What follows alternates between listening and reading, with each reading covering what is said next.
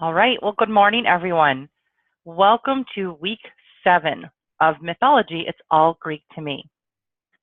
I am hoping that you all had a fantastic break. Go ahead and tell me something that you did over break. We'll get ready and pray in just a minute. But tell me something you did over break that you maybe wouldn't get to do during the regular school week. Excellent, Alex.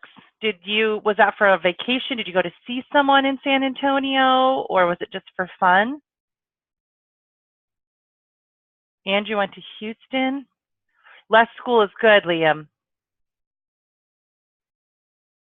You had your birthday, Josh. Well, happy birthday. And Judy, you just got to do school all week, but without quite as much work then. Oh, excellent. Is that the first time you've seen the Alamo? You found a new area to build forts, Noelle. Fantastic. That is great. I will have to see if I can remember to pull up some slides from my survival and adventure series class that I taught in the spring. There were some phenomenal structures that students built. There was one fort that was amazing. I'll have to see if I can make myself a note now, see if I can do that. And show you what those came out like. See if I can post those. Oh, excellent. I have my boys have a family member whose birthday is October 3rd also, and October 4th. That's fantastic, Noelle. Anybody else? Did you get to do something that you wouldn't usually get to do when it's a school week? I did some traveling, so I know my boys got to spend a whole lot more time on screens having fun than they usually would.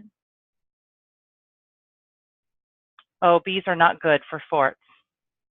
Oh, Judy got to work on a music video. Nice. So your aunt's birthday party and you had a birthday. That's pretty cool, Alex.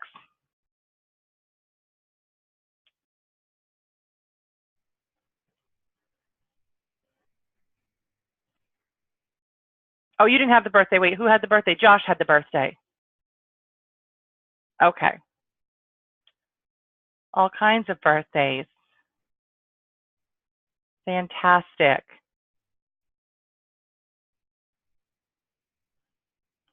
Oh, okay. We have 3 birthdays in January here also, Alex. Wonderful, Noelle. If I count my siblings and my parents and my own children, once we hit November, we have birthdays almost every week or two. It's kind of crazy. We have one just about every week starting in December with just myself and my boys. Yours is July, Andrew. Oh, another birthday coming up. Fiona, your mom's is also. Great, Judy. I know someone whose birthday is on the 31st. Their birthday's on Halloween, which is kind of an odd day to have a birthday. But we all have a day we were born and intended to be here, so that works out just fine.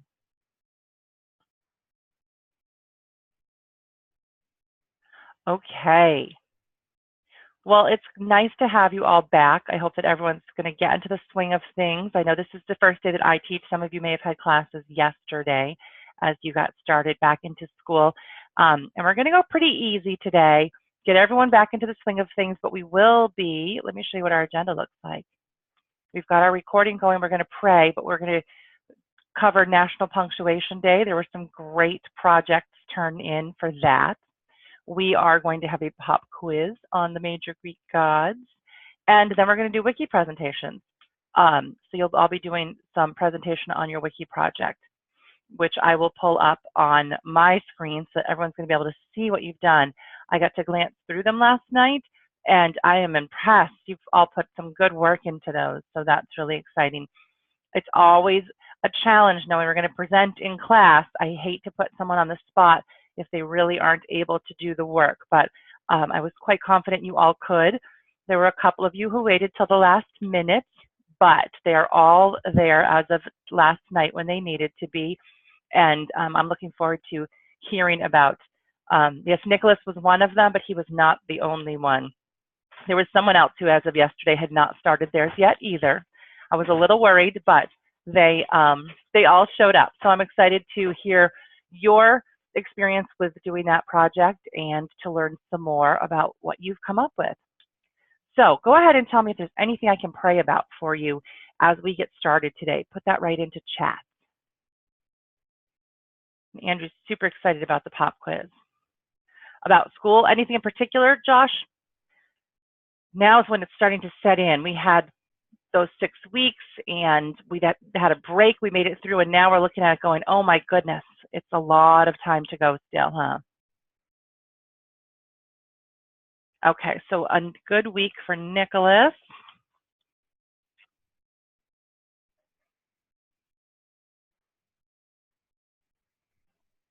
Okay, Judy, we'll pray for your sister. That's a challenging illness. I have family members with it and have had it myself.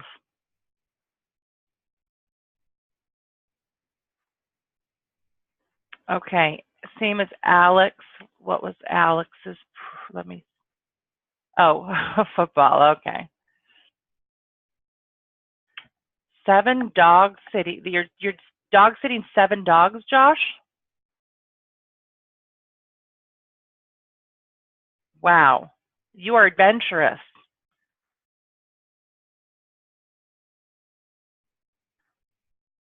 Andrew, you said confidence. Is that related to anything in particular?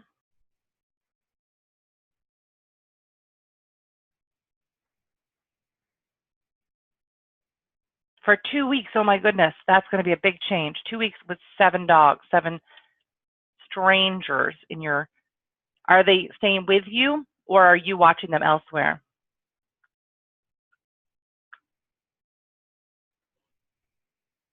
And then that, Fiona says you are so lucky and Judy says you're so crazy. I think we can tell who the other dog lover is there. Noelle, you would love that too, to have all those dogs.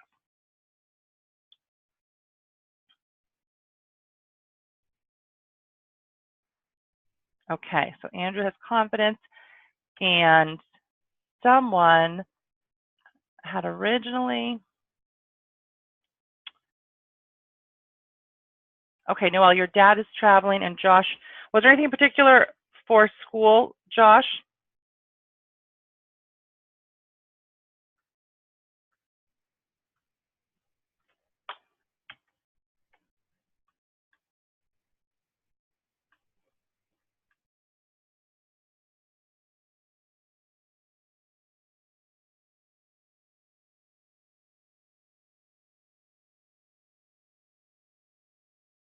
My boys would be happy to have 1 dog. Okay, lots of stress, so we just need to have less stress. I can relate to that. All right. Keep in mind, teachers do lots of work too, so we are understanding of what you're going through and being able to relate to all of the work that you have to do, because we do have it as well. So I understand at least. I have 7 classes every week.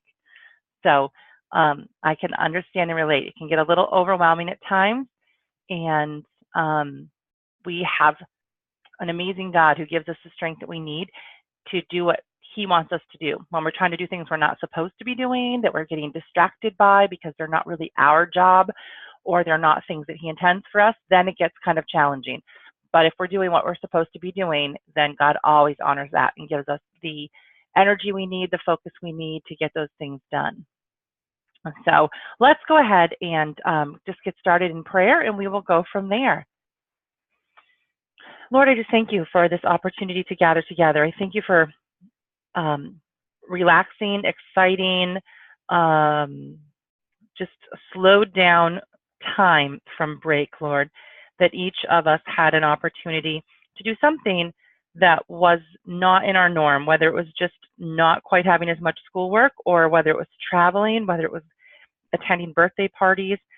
Lord, that you've just given us this opportunity to take a break and rest. And I just thank you for that we have that 7th week of rest in the same way that we have 7 days in our week, and you've given us the 7th day to rest. I thank you that we had that opportunity to just gather ourselves together, to refocus, and to be gathered back here again today as we start our next 6 weeks of class. I thank you for that, and we do lift up some specific prayers to you.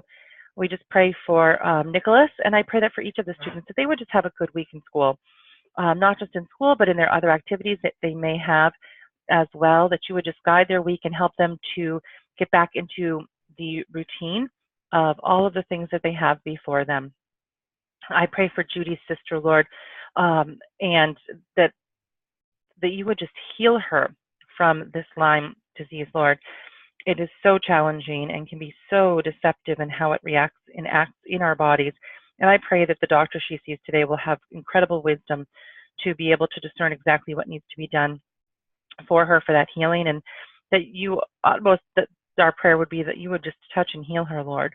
But I thank you that you've given her a doctor to see, and I pray that if it's not your will to just touch and heal her, that you work through this doctor and just heal her, Lord. I pray that for her. And we pray for Josh as he just feels the weight of school, as so many of us do, that you would just sustain him and that he would remember that you are in control of all things, Lord.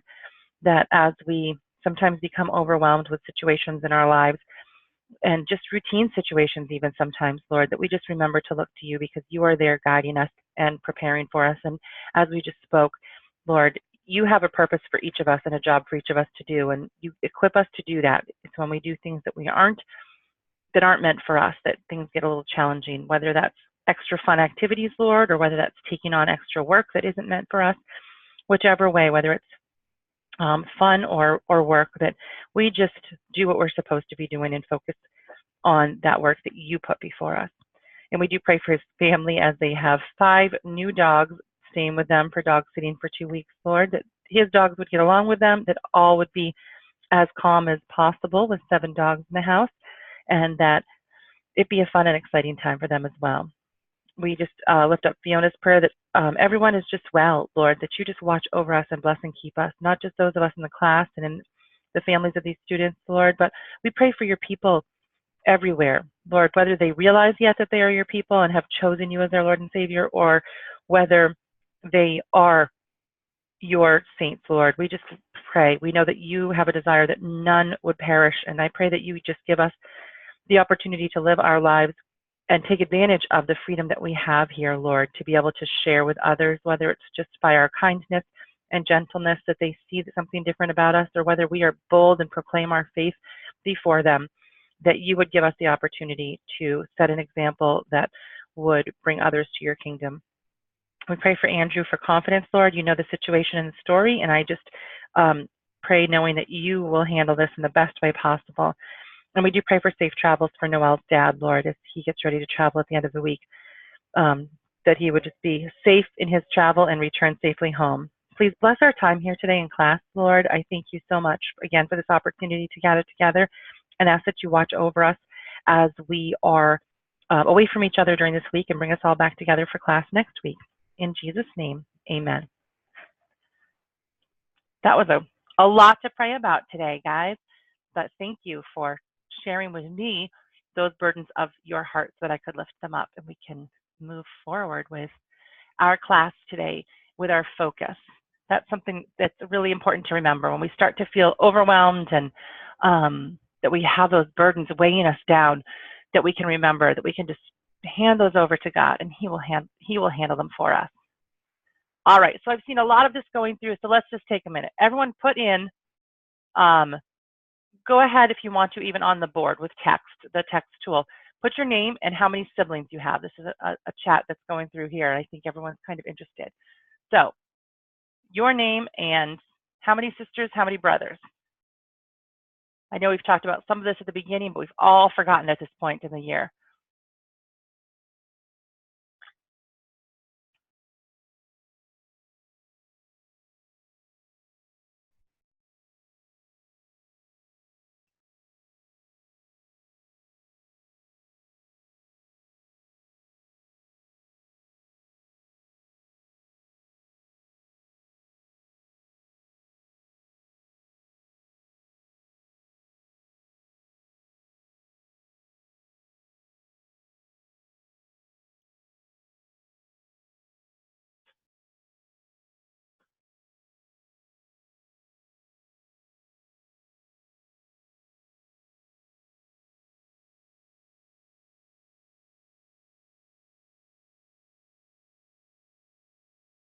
Okay, so let's see. Judy has one sister and one dog. I'm going to say we have dogs are included as siblings here. So Judy has one sister and one dog. Noelle has one sister and one brother. Let me minimize my video. One sister, one brother, a dog who is known as family. Okay, so it's a half brother. Andrew has two brothers. Fiona has three brothers and three sisters. So 7 in all, and 23 pets. My goodness. You know, when I say to people, they ask about how many children I say I have 4 boys. They say, oh my goodness, bless you.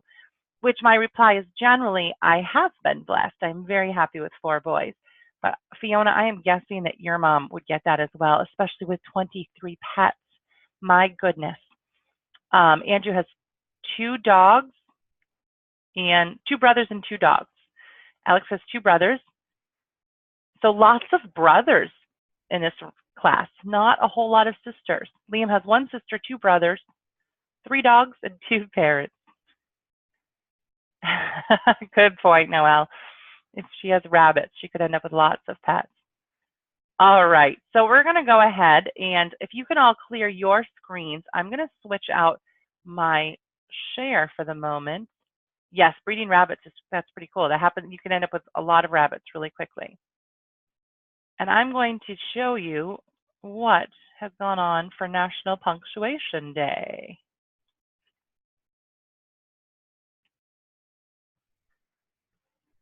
Okay. So I don't have names on all of these. I combined all. That's totally fine if you forgot about it. If it makes you feel better, I didn't even do it with my own sons. Is that terrible? They didn't get their extra credit for National Punctuation Day. Their own mom is the teacher.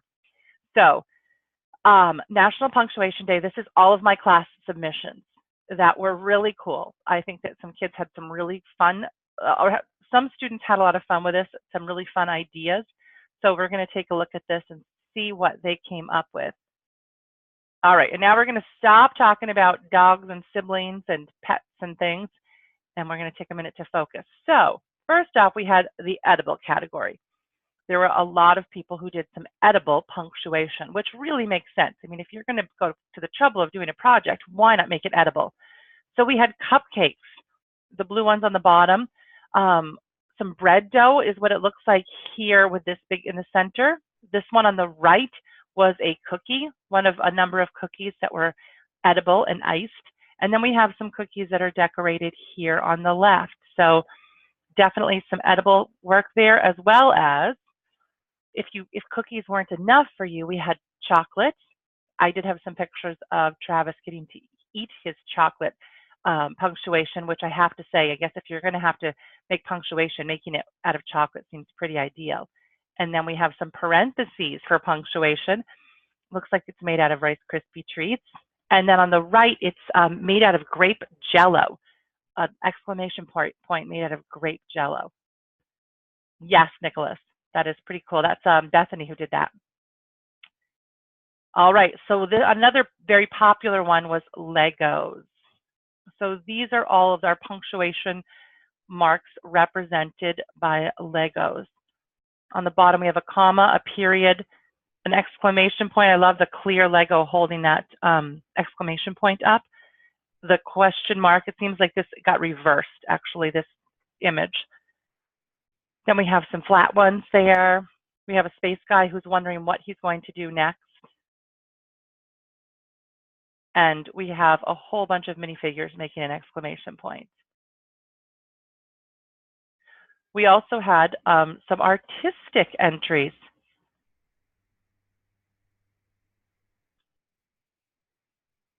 So in the upper right, I have a student who is studying to do makeup. So she was practicing doing wounds that looked like commas. So just so that you know what that is, it's a little odd, but given this student and what she does, it's actually some pretty amazing. She was trying to make it look like, I guess, bullet holes. So that is what that image is there. It's just FX makeup, and she does that. She does a lot of stage theater, and that was her way of doing that. So we have the punctuation fuzz balls with different punctuation there in the middle. and a drawing that has all kinds of punctuation hidden within the image. And the question mark mouse, which was a cute idea. Some people got, there was some great creativity in this. There were some that were simple, and the wonderful thing is they're all acceptable. All you had to do was show me that you thought about punctuation. We have a yield sign with a comma, which is exactly what a comma means when we're speaking or reading. Yield here, take a break for a minute, grab a breath, and then keep on going. And this was an interesting and creative approach. Actually, Noelle, was this you? I'm trying to remember. It was either you or Sophia from another class. This is a Lego guy, which at first you look at and think, oh, that's right. Okay, you're the animals.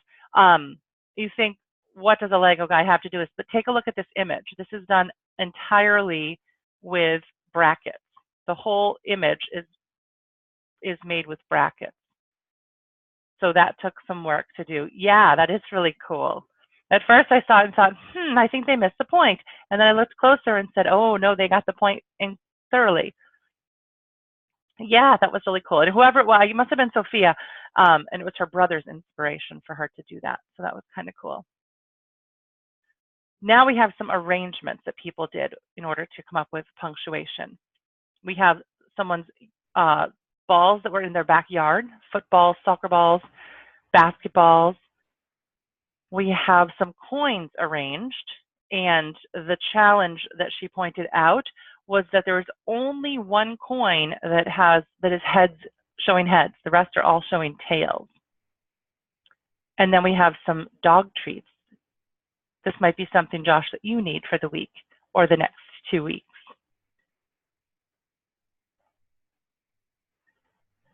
Some other arrangements. This was Viviana. She took all of her, she's a competitive swimmer, took all of her swimming gear and came up with some ways to punctuate some statements by using her nose plugs and earplugs and her swim goggles and her bathing cap, or her swimming cap. So that was kind of fun. And the last one, we did have one entry of song. So I'm hoping that this works when I play this. This was Carrie and her nieces and nephews. Let's see if this, oh, what's it doing here? Okay. 1 second, I'm not hearing, are you guys hearing it? Okay. Let me see what happens if I pull this out. All right, let me try this and see.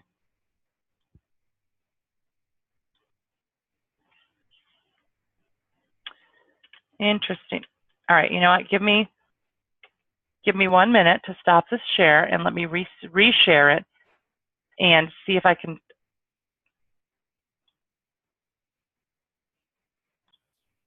get it to work now, maybe.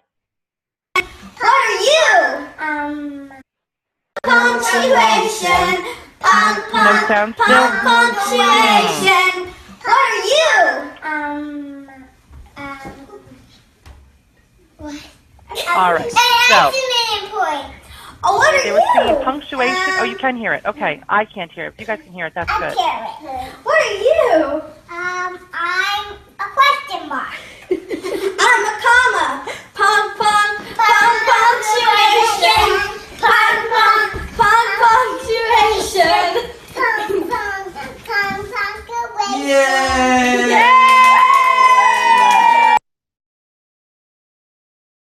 Okay, so she took some time to do that. Yay, that was a lot of fun. There were some great ideas in there. And I was glad to see that y'all had some fun with that. Okay. All right, so do we repeat that next year? Should I keep that for classes as an option? Okay. And I will work on coming up with some other extra credit ideas also for all of you so that you can use those. So if as you're thinking about things, you come up with some idea or you hear about some cool celebration or you think of something that goes along with class, feel free to message me and let me know. National Pancake Day Yeah, see, punctuation, I could at least go in with grammar, but it would be fun to celebrate National Donut Day and National Pancake Day. We'll see what else we can come up with. All right. So one other thing that we do have that's kind of fun, we have the opportunity to earn badges in class.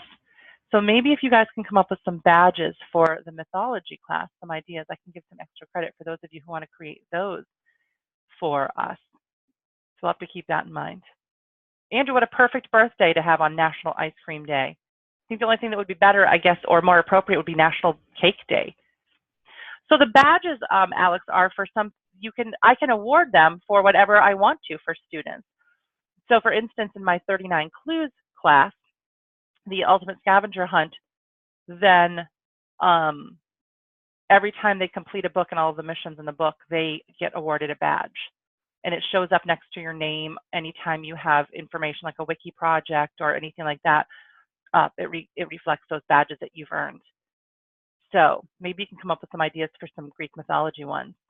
Yes, there is a 39 Clues class. We jump all over the world and study geography and famous people. And we just finished looking at the Von Trapp family singers and going to Austria and figuring out what Austria had to do with World War I. So yes, it's an awesome class. Are you, Josh? Yeah, it's fantastic. It's so much fun. We do a lot of code breaking and clues and research on fun topics. Yes, that would be wonderful. It actually was a class I created for students who were in this class last year with Percy Jackson, and they wanted a follow-up class that would be fun and exciting. So that is the class that we're doing, which I am so excited about. I've waited for many years to be able to teach the 39 Clues. Oh, that's wonderful. I didn't realize that it was there in Vermont, Liam. So your dad took your mom there for her birthday? That is super cool. It's not far from me. It's about an hour and a half, maybe 2 hours. I think it would be fun to visit. I'll have to do that at some point. Very cool. All right. So go ahead and tell me, who are the 12 Olympians? Put at least one up on the board with text and put your name next to it so I know that everyone has answered.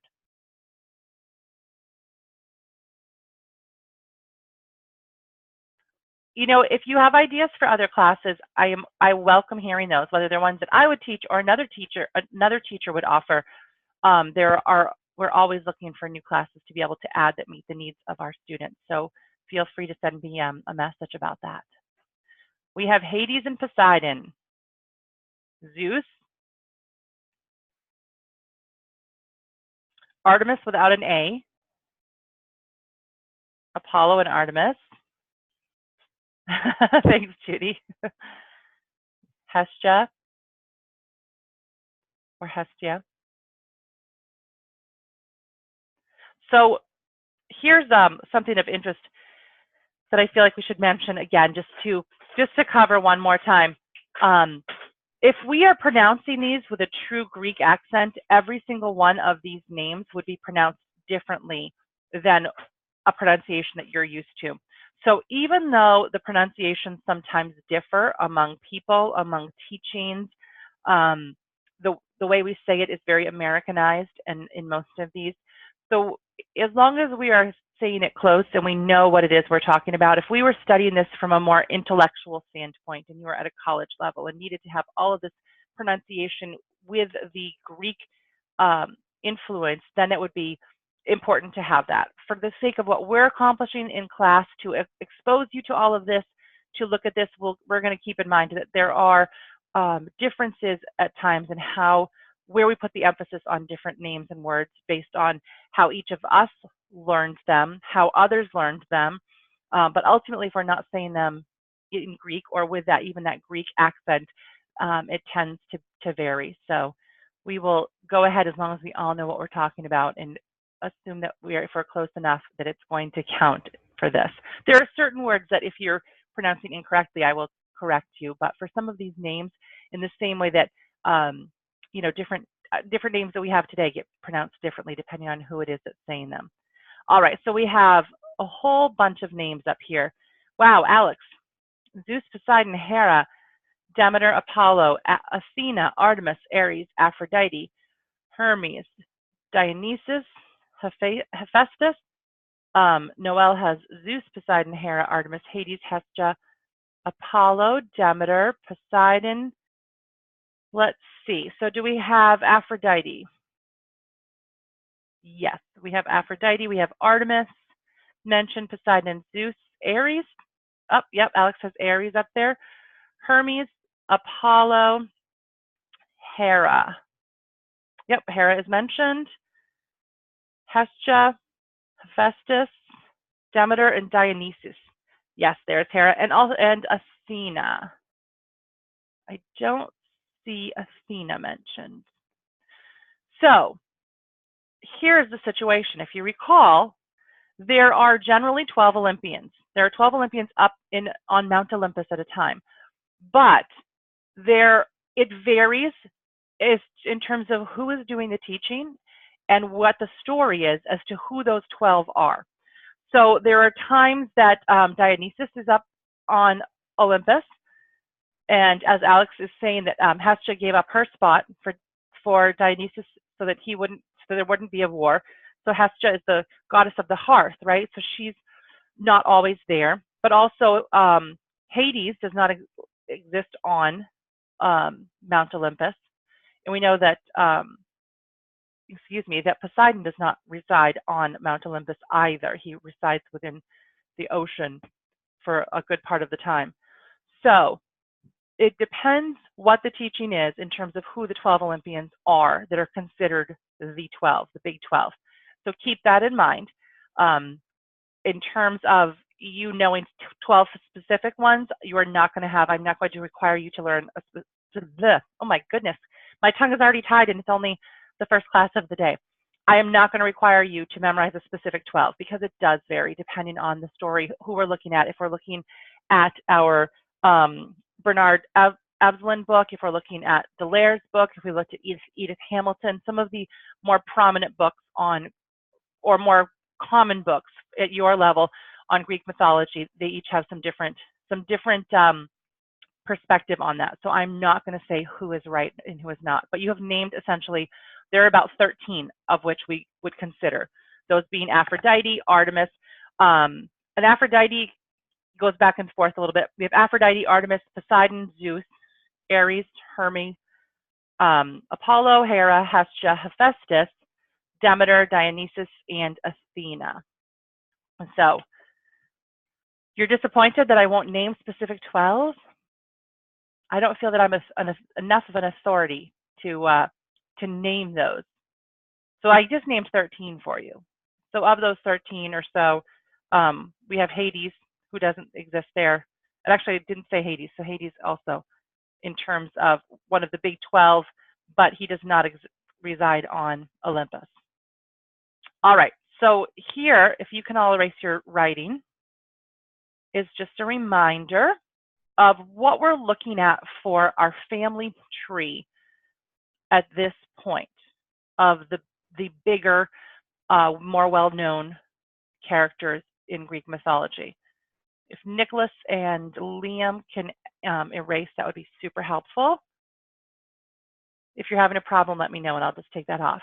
So remember, we originally had Gaia, which again, this is a different spelling. We run into G-A-I-A, G-E-A-E, G-A-E-A. Like, there are various spellings. They're different, just in the same way that we have Kronos with a K and Kronos with a C.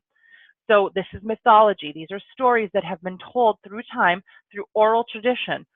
And depending on what we're looking at, there are different spellings depending on where they're coming from at this point. So we have to be flexible, and we want the idea of it. We want to understand what the gist of the story is, okay?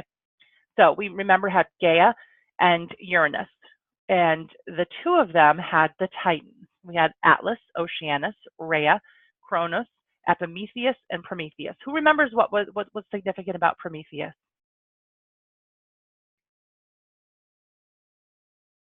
Anybody? Yes, he gave man fire. We're going to read about that. You'll be reading about that in your reading this week for homework. We also have Aphrodite, who came out of the water, who is the daughter of Uranus. We have from Rhea and Kronos, we have what we would think of as the original Olympians. We have Demeter, Hades, Zeus, Hera, Hestia, Poseidon. And then Zeus and Demeter had Persephone, Zeus and Metis. Remember, Metis was his first wife that he had when he came out of the cave in Crete. They had Athena, and that had to do with that whole story of Metis becoming a fly that Zeus swallowed, and that's why Athena was born out of his skull. Alex, Aphrodite sometimes is a daughter of Zeus and Dione.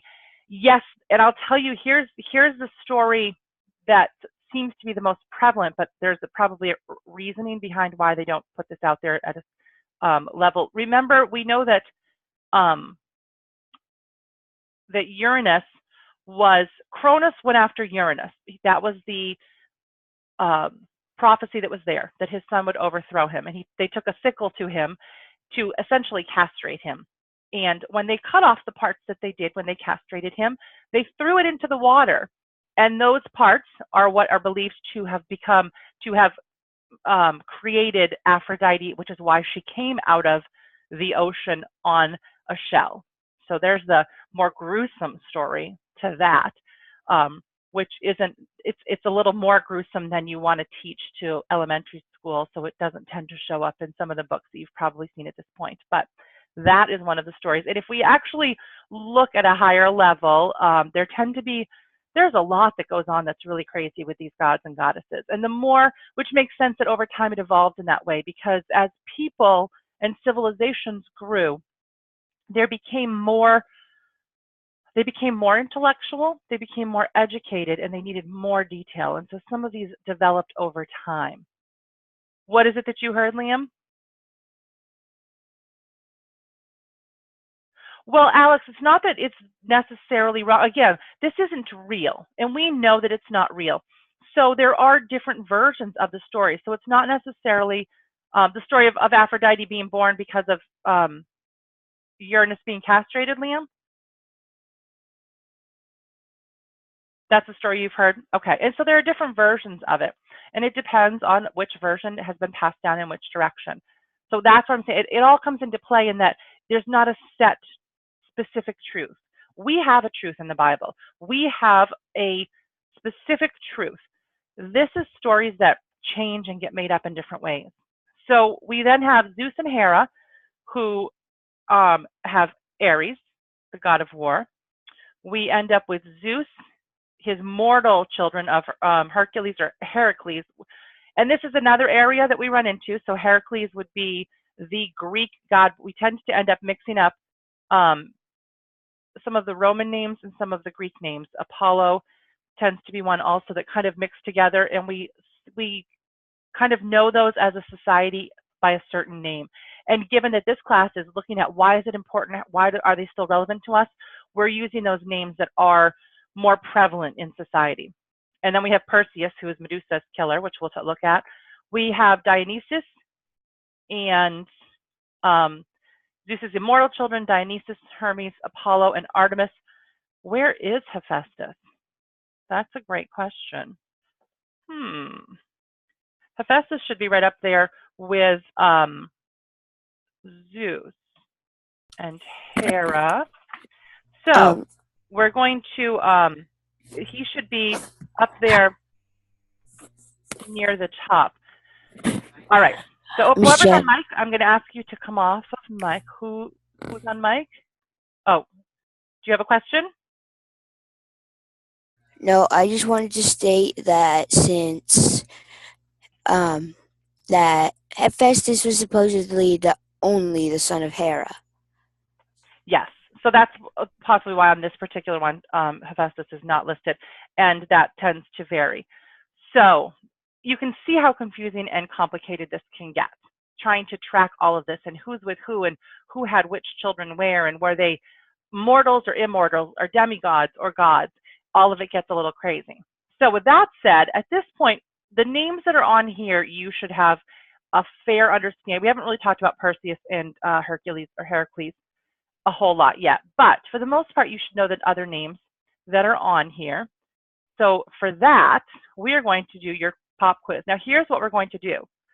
I am going to have you sign in with your actual name because I'm going to record this as your pop quiz, if that makes sense. Let me make sure that I am,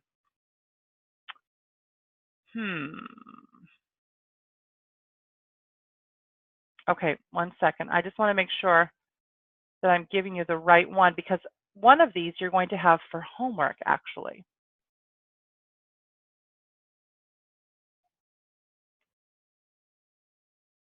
And it is not letting me open it.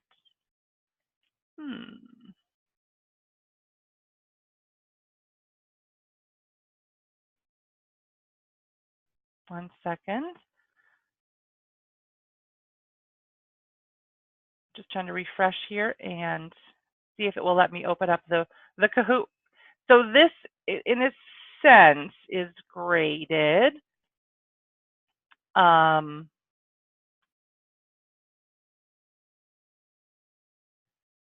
minute. I want to double check which one I'm giving you for homework. It's Kahoot.it. If you don't have the app up, Kahoot.it is where you're going.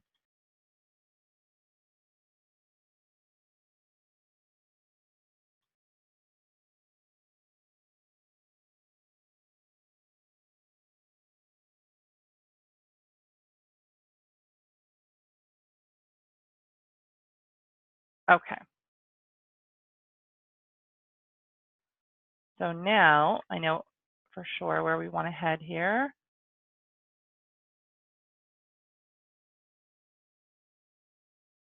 If I can just get it to open up on Kahoot, I will switch our. Okay. Now I think we're set. We are. So let me give you the share for Kahoot.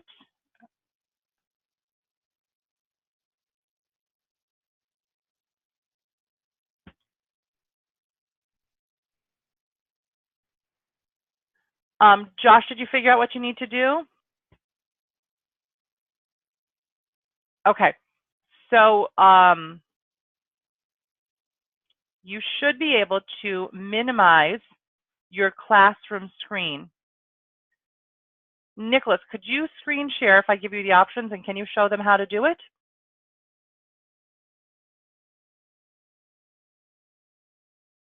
Does that work? Okay, so go ahead back into your full classroom. All right, so you're in the classroom. So let me go ahead. Let's make sure we get everyone able to participate. So Nicholas, I'm going to make you a co-host, and you should be set to be able to screen share.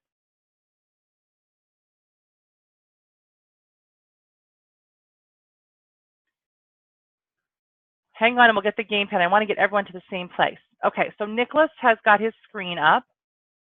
And Nicholas, can you go back into the classroom and show them? Are you actually in the classroom? Is that what your screen is looking like in the classroom? Yeah. Okay, so can you talk them through, because you're screen sharing. Can you go into the full classroom? Show them the full classroom first. I can't. This is. Can you X out of Kahoot?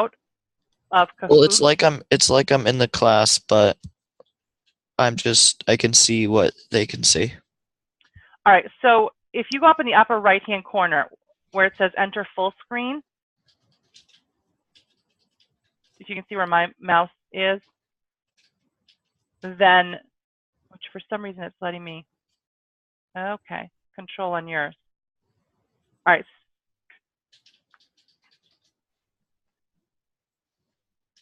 Can you minimize that screen again, Nicholas? What screen? I have a full screen showing now in on my page. Can you minimize yours a slight bit, or just drag your Kahoot bar over? Because I don't think that you're gonna have to go talk them through it.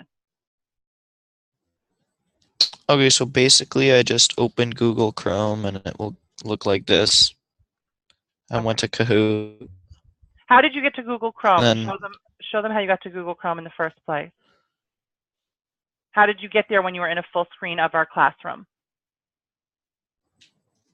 you just minimize the class or go down here. Whatever browser they're using to get into class. And then I have Kahoot right up here. So basically I just minimized it down here. Yes, Judy, And then you did. I can like move it around, make it whatever size I want. It kind of auto defaults to the whatever size screen you have, so I can still see the game pin.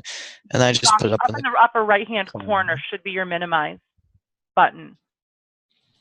So you launch the browser. Yes, the class screen can't be maxed, and then you will get a double screen. Once you have the smaller screen pop up, Fiona, you can go ahead and get that set. So you enter the game pin. If you put it up in the upper corner where Nicholas did, okay, so Nicholas, I'm going to stop sharing your screen. So Fiona, are you set so you have this small box to play with? You're set with that? Okay, and Alex, was it Alex? Were you set? Make sure you do, it's kahoot.it.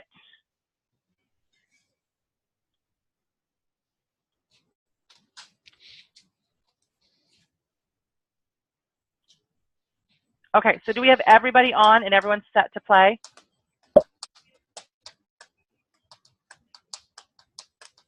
Is there anyone who's not on here yet? So I'd like you to put in your own name for today. Just for today, I'd like you to put in your own name. So here's your PIN number. It's 349007. And Nicholas, I think your microphone's still on? Oh, it's Josh who wasn't set then. Okay, Josh, I knew that there's someone beside Fiona. I'm sorry. Let me know when you're set.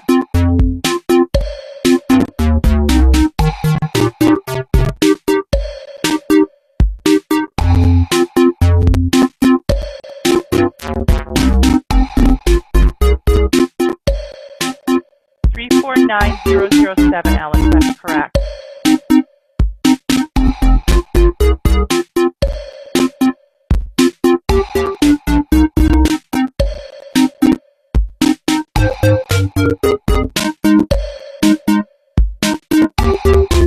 Okay, put in your actual name, not a nickname, just for today, so I can record this. This is your pop quiz. I can keep track of how you did on this. Oh, you're hearing me. I forget that you're hearing music. Let me. Does that take the music away? It doesn't. Okay, I think there's an option that I have. Let me see.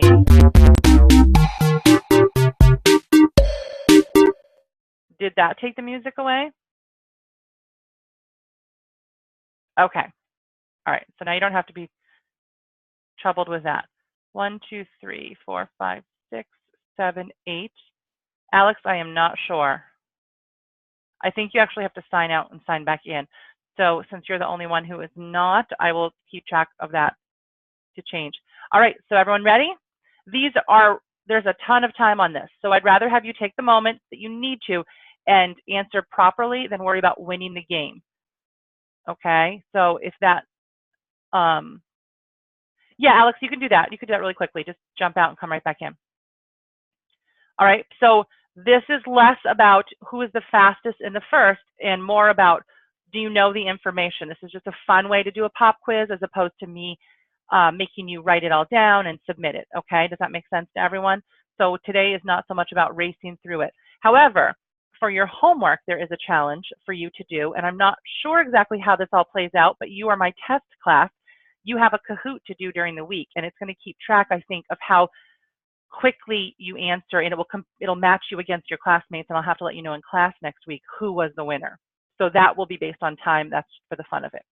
All right, here we go.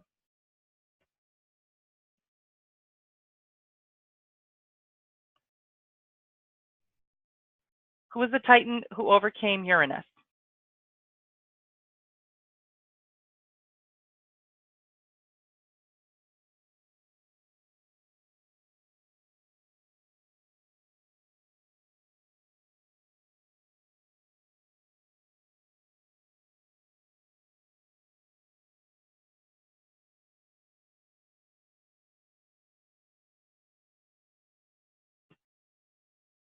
I'm going to leave it off for now. The music, Andrew, it was annoying a lot of people. It gets a little too bouncy for some.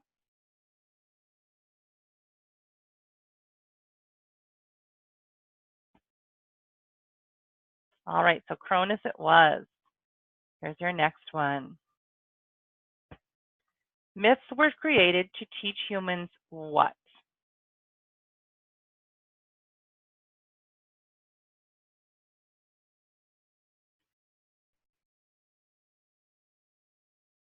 Fiona, I have all kinds of secret classroom powers.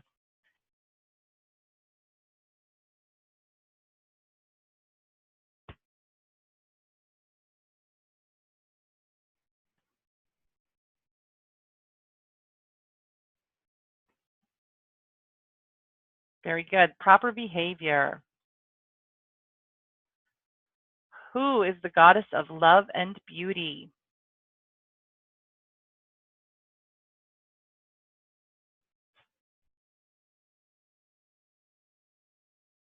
Aphrodite. What does wrath mean?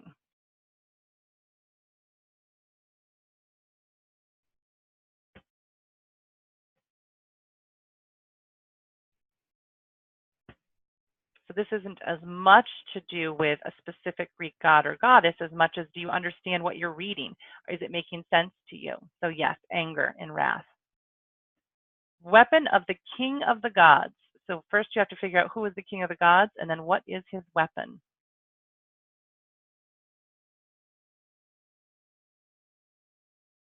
It is indeed the lightning bolt. Zeus is the king of the gods. Who does not live on Mount Olympus? Of those listed here.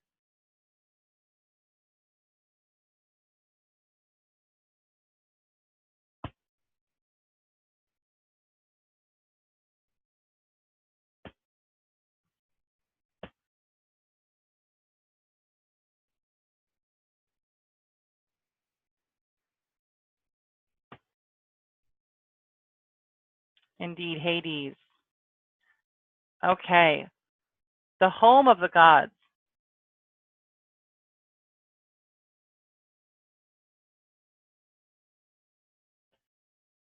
Mount Olympus. What does descend mean?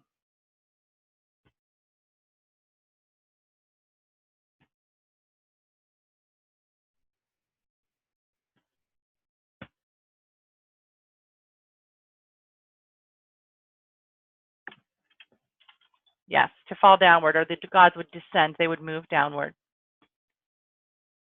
Spirit of victory. Who is the spirit of victory?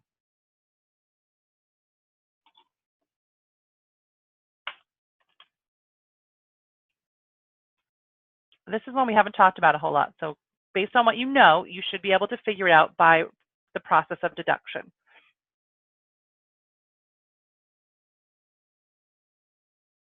It is Nike. So you're familiar probably with Nike shoes to an extent, and we know who is Athena is the goddess of wisdom. We know Helios of the sun and Artemis, the huntress. Who is the goddess of the harvest?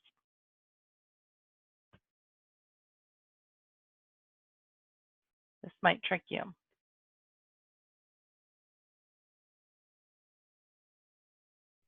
It is Demeter. Very good. So Persephone is the child of Demeter. And we next have, why did Zeus choose a husband for Aphrodite?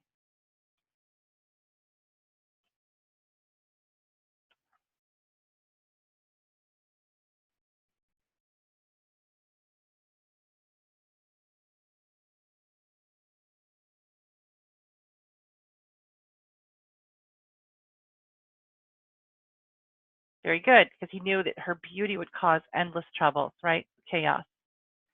He does like to be in control of everything, though. That would be a reasonable assumption. And as far as he knew who would make the best husband, I'm not sure about that. We'll have to see how this all plays out. What is the instrument of Hermes? What is Hermes' instrument?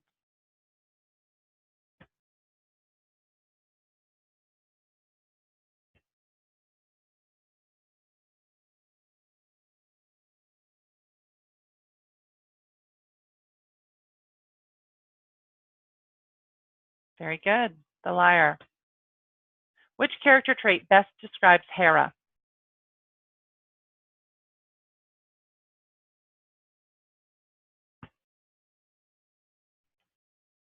Definitely. Everyone got that right. Hera is jealous. The island where the king of the gods was raised. We're going way back to the beginning here of class. Where was the king of the gods raised? Who was the king of the gods? Very good. Crete. That's where he was raised in a cave. What is a mason? This is a question that we haven't talked about a lot. So see if you know this.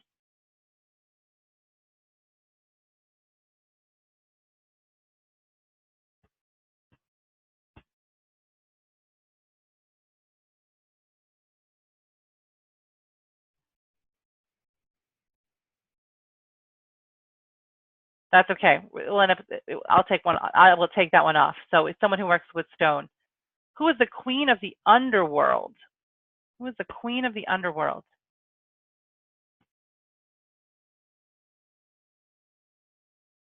Very good. Persephone. Who is the god of merchants?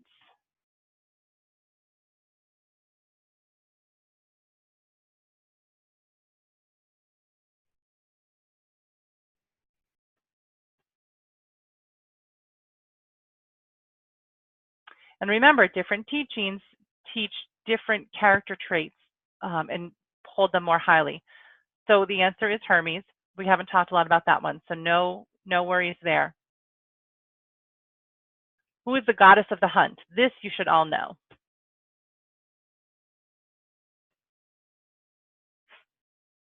Very good. Everyone got Artemis there. Who is king of the gods?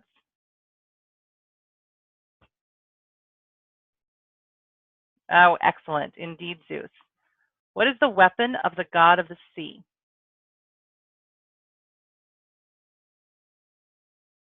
Excellent. The trident for Poseidon. Who is Father Sky? We have Mother Earth, we know as Gaia, who mated with Father Sky. Yes, Uranus. Who is the god of the sea that wields a trident that we just talked about? Excellent, Poseidon. What is the river of the underworld called? What is the name of the river of the underworld? If anyone guesses Mississippi, I don't know, you might be in the wrong class.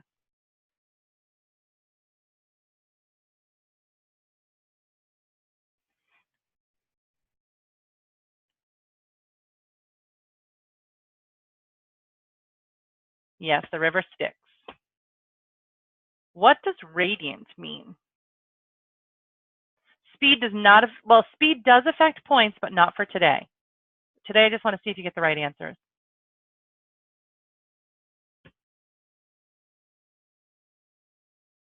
Very good, shining brightly.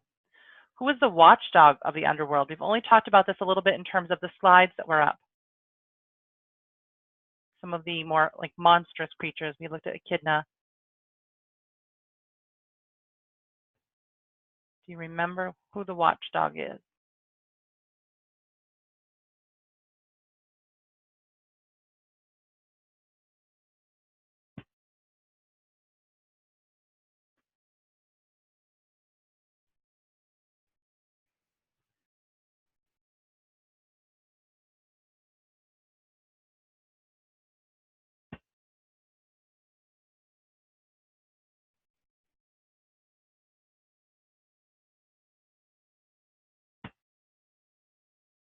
Okay, one more person. Go ahead, just take a guess if you're not sure what it is. That's fine.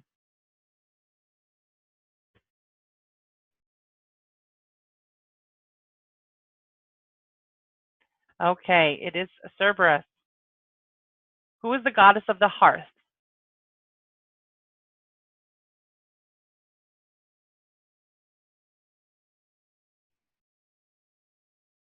Yes, Hestia.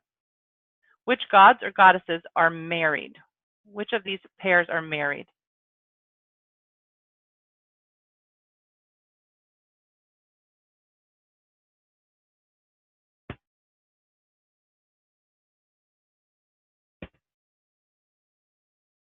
Indeed, Zeus and Hera. What is a smith?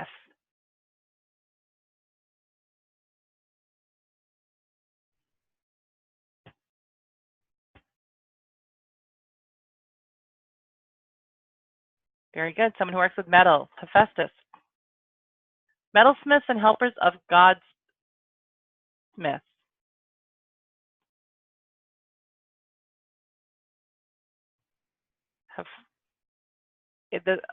Okay, so remember we talked about this. We have Hephaestus, who is the metal worker of the gods, the metalsmith, who he himself is a god. But we have the Cyclopes that are the metalsmiths. We have the 100-handed ones, and we have the Cyclopes. So those are which we're going to find out about in Percy Jackson for sure, some more of. But they are the metalsmiths, the helpers of Hephaestus.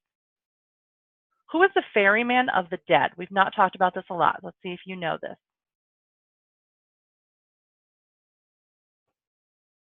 It's the ferryman who takes the dead across the river, Styx, and it is Charon. Who is the god of smiths and fire that I just mentioned to you?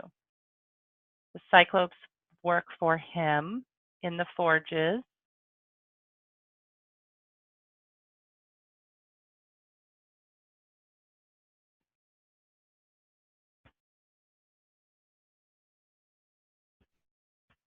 Yes, Hephaestus.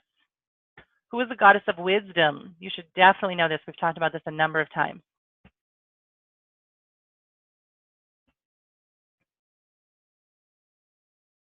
Definitely Athena. Nice job. Everyone got that. Who is Mother Earth?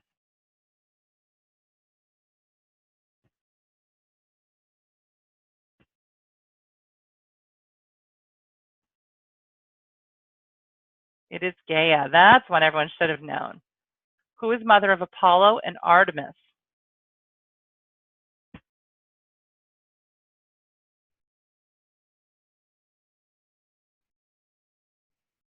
It is Leto.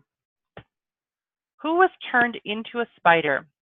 She bragged far too much about her amazing weaving skills and challenged Athena. It was Arachne, which is where we get the term arachnid, right, which is a spider. So arachnophobia is a fear of spiders. What is a myth?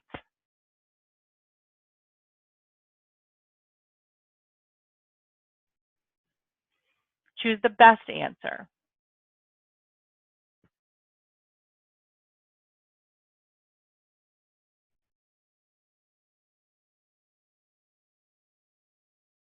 Very good. You all got that. It's made up stories used to explain people and nature.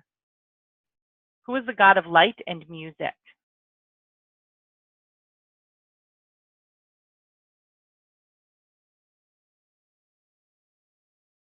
It is Apollo.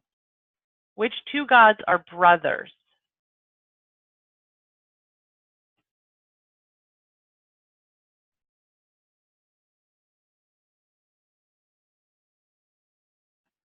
Yes, very nice. Hades and Poseidon. Everyone got that one.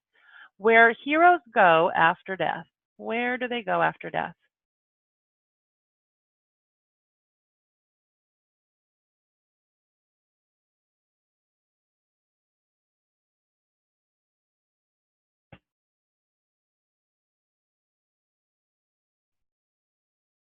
Oh, Judy, the red is Athens, blue is Tartarus, yellow is Olympus, and green is Elysian Fields.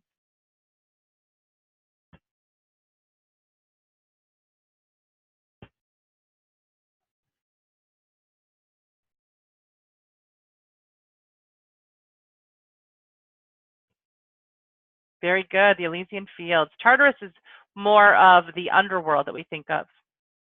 Your mouse doesn't like you today. Oh, that's all right. Who is the god of war? Whose sidekick bears that apple? Very good, Ares.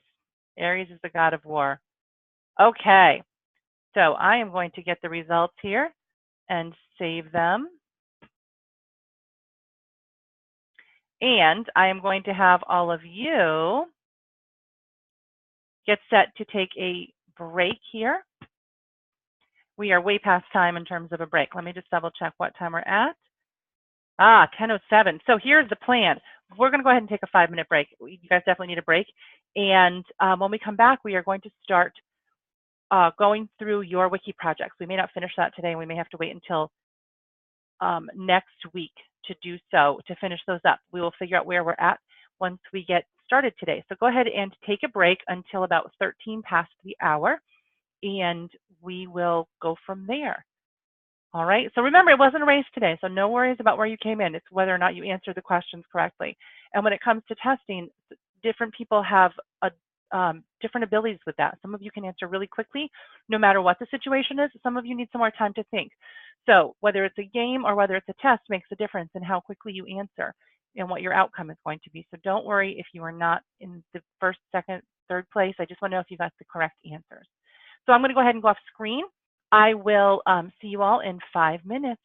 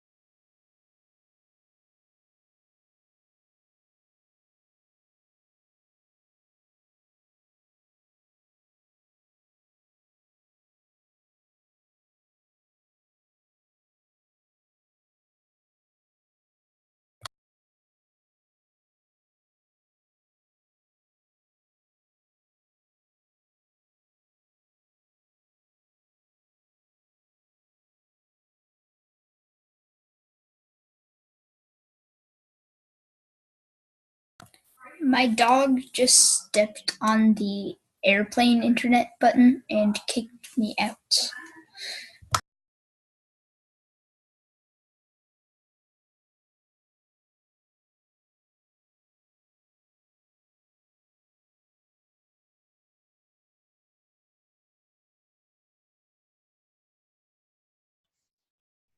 And we're back. All right. So here is where, hello. Here's where we are at. Oh, let's see. For some reason, I'm getting a message. Can you all hear me? Okay. It's telling me that it's not picking it up, and I just am not sure which microphone is picking it up. Let's get on the right page here. All right, so here's where we are at. We are definitely going to run out of time today for wiki projects, so we will be continuing these next week. What I would like to hear is if there's anyone who wants to volunteer, first off, to show theirs today. We'll get through a few. So if you are anxious to show yours today, go ahead. So Noelle has raised her hand, and I see that she is willing to. I guess I have to pull up my participant box to see who it is. So I have Alex, Andrew, Josh, Judy, Noelle. All right, so let's do this. I'm going to go ahead and change my share so that I pull up your box. Let's see.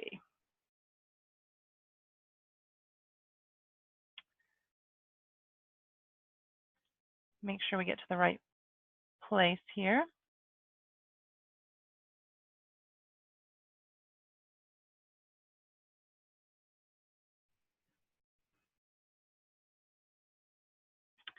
Okay. So let me change this share to. Okay, are you all with me on Yes. our page? Okay, so let me go ahead and pull up week 6 here.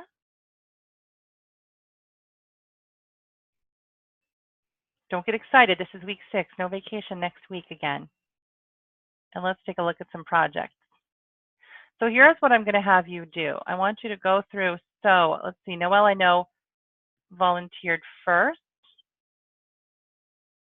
So we're going to take a look at this. So Noelle, if you would come on mic, I would love to have you go through this. Let us know what we're going to find here on your site. As I scroll up, let me move this up a bit for you. Let me know when you need me to move it around. And okay. Tell us something, tell us whatever it was of interest, the things you learned, the things you found fascinating. If it's just something you can say, you know, this is my family tree, you can check this out, because I would encourage you all to. There are some of you who put on some videos, which were kind of cool. So those are something that you'll need to go back and watch during the week. We're gonna not play those during class because you all have access to them on the class pages. But go ahead, Noelle, tell us about this and let me know when you need me to scroll up. Can you hear me? Yes. Okay, so first things first, I have Artemis's birth, and that is how Zeus and Leto came together, and how Hera chased Leto away with the python until they got to Delos, the island where she gave birth. Then I have on the right facts about Artemis. I have 3 facts. I have 2 festivals that were celebrated in Artemis's favor. She has a temple that was built and is known as the 7 wonders of the ancient world. And she prefers to be alone and will only take the contact of her family, Zeus, Leto, and Apollo. And I have my family tree, which I drew. I couldn't get like a proper tree, unfortunately. I actually put in a lot of different things that I put together, but then I found one that was better. So then I have my first myth. Can you please scroll down? Thank you. My first myth is Artemis and Orion. It's about how Orion, I left out this part, but he chased Artemis's nymphs because he was in love with one of them, and she turned them into birds. But after that, when she was turning her rage onto Orion, she fell in love with him, or she was dazzled by him, as it says. And so they spent their time together hunting. And it's about how Apollo didn't like that, so he sent a giant armored scorpion after Orion. And Orion jumped off the cliff, and then he had Artemis shoot him thinking it was someone else. So um, the second myth I have is Artemis and the Deer Hunter, which I'm pretty sure was in our Heroes, God, and Monsters book. And that is about how Artemis was in the woods in a stream, and he came up and watched her. And so she splashed him with water, and he turned into, some versions say a deer, sometimes they say bear, and his dogs ate him. So. Now, what was the one piece about Orion in his death that's significant that we still have a tie into today? Well, Apollo didn't like that he was hanging out with Artemis, so he told a lie to make her think that Orion was someone else, and that she would kill him. And what did she do with Orion at his death? She went after him, and she put his body in the stars. Yes. Alongside his two dogs. So we have the constellation Orion, which people still refer to today. It's a major constellation that's known, which we will be studying constellations, or at least touching on constellations at some point. So that's worth noting. Mm-hmm. Nice job, Noelle. Thanks for being willing to be the first person to jump on here and talk and explain what you did. I like the work that you put into this. You've done a really nice job on it. So thank you. Mm-hmm. All right. So let's see who we have. Alex, you'd like to go next?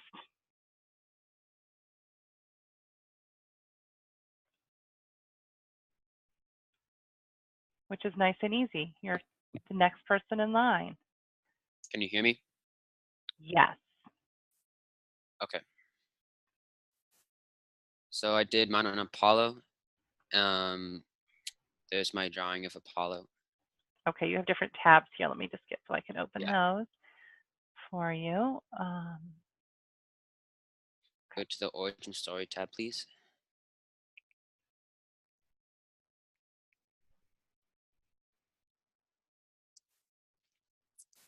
Okay, so Zeus fell in love with a Titaness named Leto, although in some versions she is a nymph. But when he saw that Hera was following them, he turned her into a quail. But Hera's jealous and sharp eyes saw them, so she put a curse on Leto, saying that she will go heavy with child and cannot bear anywhere where the sun shines. Hera also sent Python, the great serpent, to hunt Leto and keep her out of any sunny place where she could rest.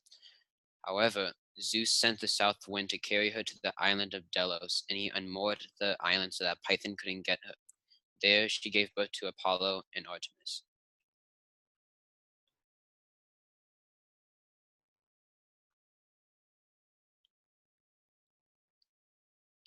And there's the family tree of all the gods and titans. Nice job.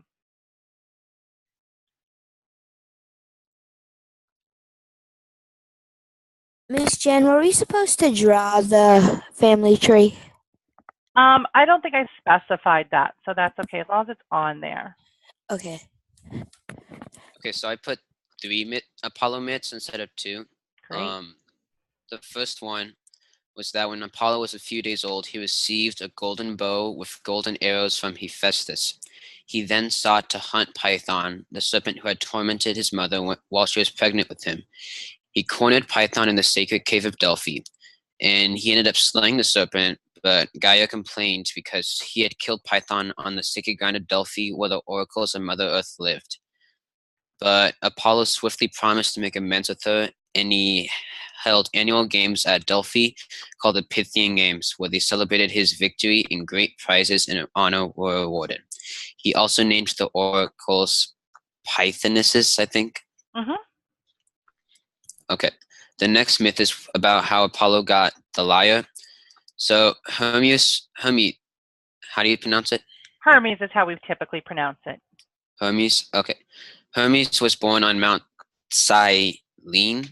Yes. While his mother was sleeping, he escaped and stole some of Apollo's cows.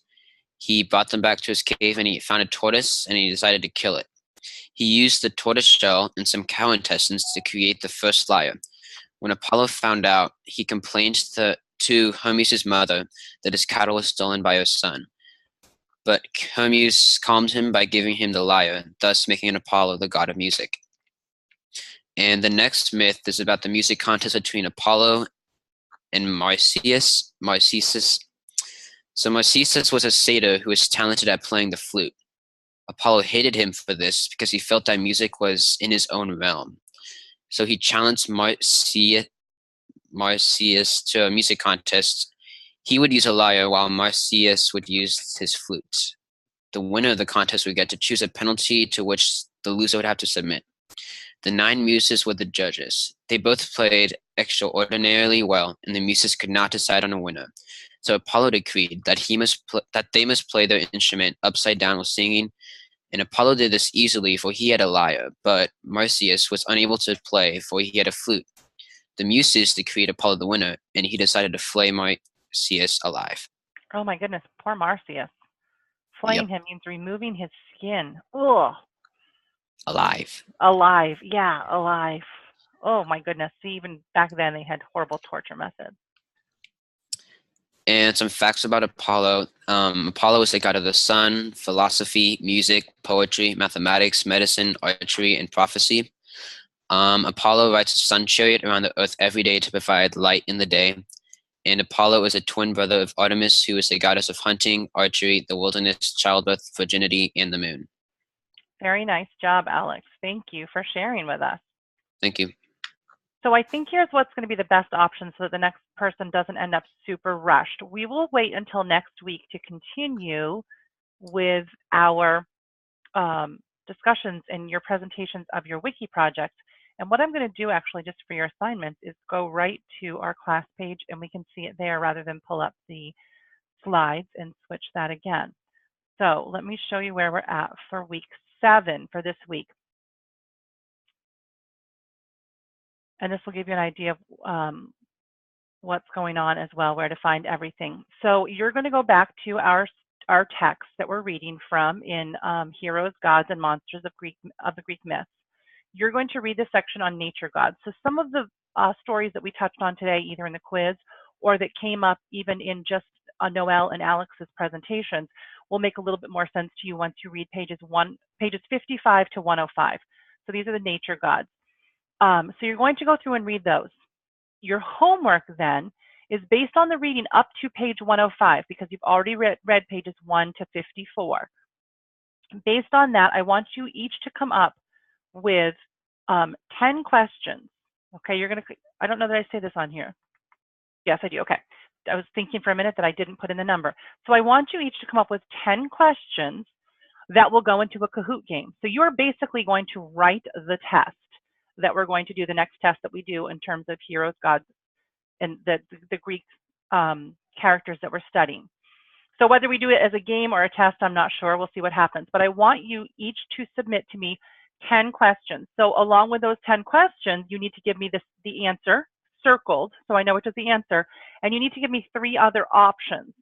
Now, you can get tricky, but don't get so tricky. Think about how much you would want to be tricked if you were the one answering the question in Kahoot.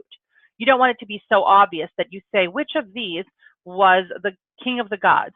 Zeus, a tree, an elephant, a soccer ball, right? That would be pretty ridiculous. You'd know right off the top that obviously it's Zeus because it's the only Greek character you named. However, don't get so tricky with it that people are going to get the wrong answer, okay? Yes, clearly it's the soccer ball or the tree. So here's what I'll say. If you would like to do one super tricky question and put a star next to it, you may do that so that it may trick people or it will have to make them think. I still want them to be able to figure out the answer. I don't want it to be something that you come up with based on some other information. It needs to be in your book. But it can be anywhere from pages 1 to 105. Come up with 10 questions and 4 reasonable answers to those questions, but circle the correct answer. Okay, and if it's something that you're so tricky that I may miss exactly where you were going with it and how you did that, put the page number on there that you're referring to in the book so I can look back and say, okay, I see why they chose this and did it this way. Because you don't want me reading through your work and thinking, what? They have no idea what they're even talking about. That would be a bad thing. So the questions can apply to nature gods or the major gods, either or, anything from pages 1 to 105. Yeah, don't spell Zeus wrong. I will, if that, yeah, 4 different spellings of Zeus is probably not the best option. Well, I suppose, see now you can't, nobody can do that because we've already talked about it. But I suppose if you want to get really tricky on one of yours and it's a spelling error, you could actually get away with that to an extent. But since this is not a class on spelling, that would be kind of cruel because I'm not holding spelling against you. So yes, it is Zeus, Z-E-U-S is the correct spelling. So we've got 3 different spellings right there. So does that make sense? You're going to come up, you're going to do the reading. You're going to come up with 10 questions that can be entered into Kahoot, but you need to give me 4 answers for every question. Circle the correct one, and if you do one really tricky one, star that so I know what it is. Also, you have here on this page the Kahoot challenge. I am not sure how this is going to work. I'm going to give you guys the first go at this. If you click on this particular challenge, you may need the PIN number, which is listed, and you will take that at some point during the week. And even though you are not racing in real time, your fellow students, you are competing against them. So it should, if everything works as I believe it will, on our next class, I'll be able to tell you who the highest scorer was. So do that when you have a minute to focus and pay attention to it because you're going to have to go on and race for those answers. And I think it only has about 10 questions. It should be a pretty quick and painless one. It's on the Greek gods and goddesses. So not as in-depth as today, but after what we've looked at with today, after you've finished reading and thought about that, you should be all set. Check and see what happens, Alex. If it doesn't work out, I will get feedback from everyone next week and see how that works in terms of this option. It's a new option that Kahoot offers, and I thought that it would be fun. If it does work, that will be a great way to just add some excitement to homework instead of keeping it plain and boring. But if it doesn't work and it's too much of a challenge, we'll skip right over it. So let's just see what happens with it. Also, if you look on the bottom right here, it says click here to join our Quizlet page. If you would like to join the Quizlet page, you can do that, and there is one set of cards that is already available that you can go through and practice with. It's just a way of learning the Greek gods and goddesses. So I know that there were a number of questions that somebody got a wrong answer. Now, it could be that each of you got like 1 or 2 questions wrong, or it could be that one person got a lot of them wrong. I don't know that until I look at the results of the test today.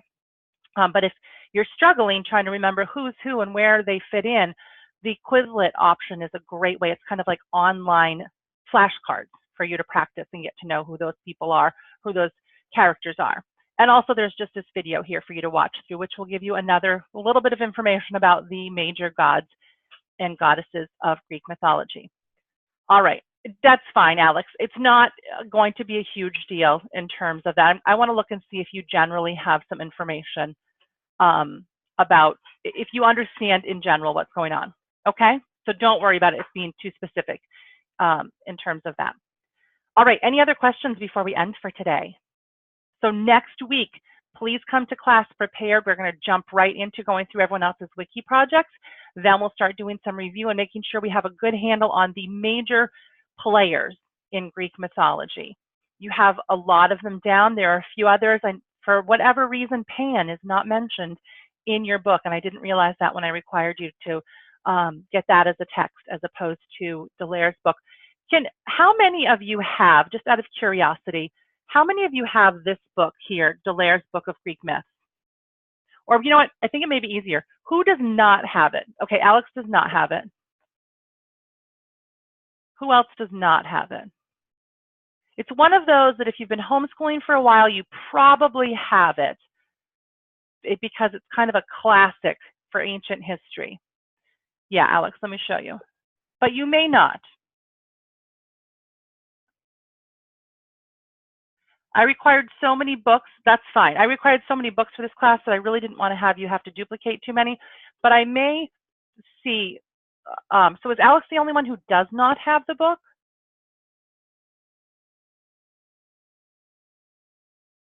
Oh, your mom bought it anyway, Judy? Okay. That's okay. I picked this. I'm not sure what happened. I think I have 3 copies of it at this point because I had one and I couldn't find it last year for whatever reason. All my Greek ancient books were gone, and I must have loaned them to someone else. And then I bought another one, and this one I just picked up at a book sale, and it's fallen apart. But maybe I can scan some of that. All right. I will keep that in mind because there are a few things that would be helpful for all of you to read if you have access to that. And if not, I will find a way to get you access if that's what I do. All right. Well, that sounds great. I hope you have a wonderful week. Thanks for staying a couple of extra minutes, and I am going to let you all go at this point.